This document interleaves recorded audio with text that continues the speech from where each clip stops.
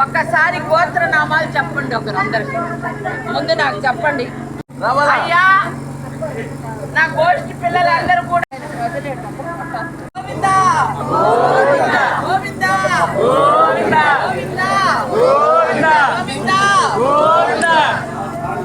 అందరూ తల కొబ్బరికాయ కొట్టుకొని ఈ రోజు గరుడు వచ్చు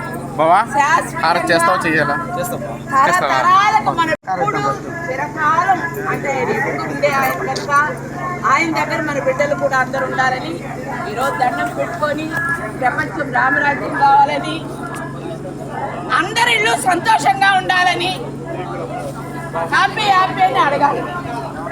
తెచ్చుకో